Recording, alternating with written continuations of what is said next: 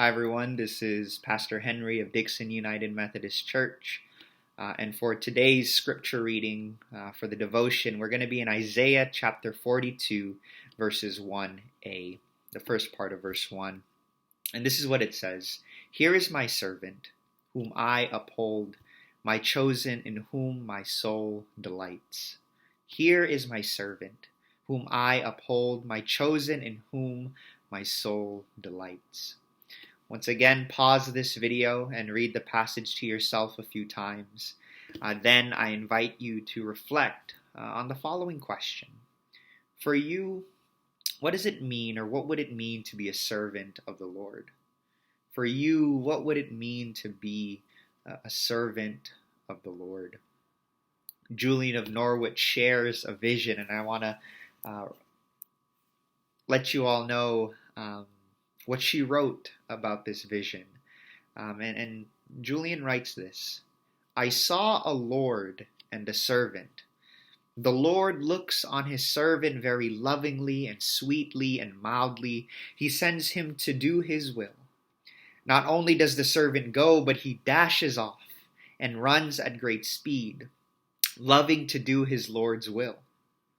And soon he falls into a dell and is greatly injured. And then he groans and moans and loses and tosses about, but he cannot rise or help himself in any way. And the greatest hurt which I saw him in was lack of consolation, for he could not turn his face to look on his loving Lord.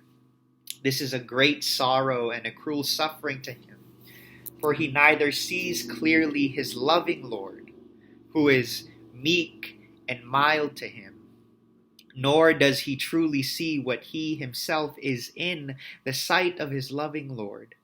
And I know well that when these two things are wisely and truly seen, we shall gain rest and peace by God's plentiful grace and the loving regard which the Lord kept constantly on his servant, and especially when he fell, could melt our hearts for love and break them into for joy." In times of pain and suffering and struggle, in times of questioning our faith and possible anger towards God, Julian of Norwich gives us an important reminder. Julian reminds us that in those moments, God does not look at us with anger or judgment. Instead, God looks at us in love and tender compassion.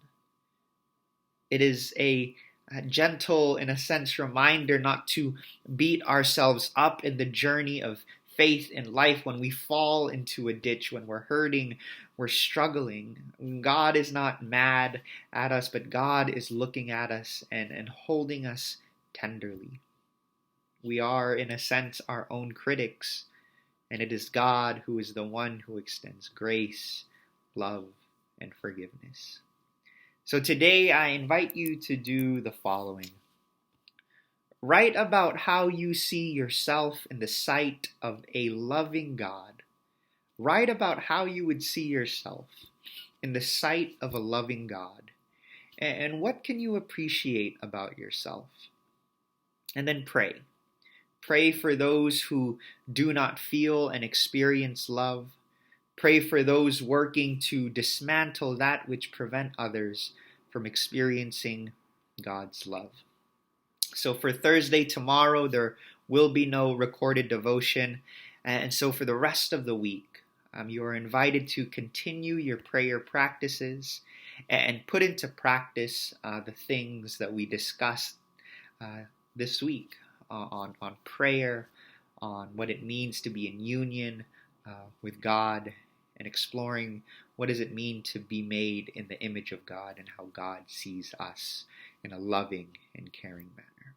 So may you all have a blessed week, a blessed prayer practice as well too. Goodbye.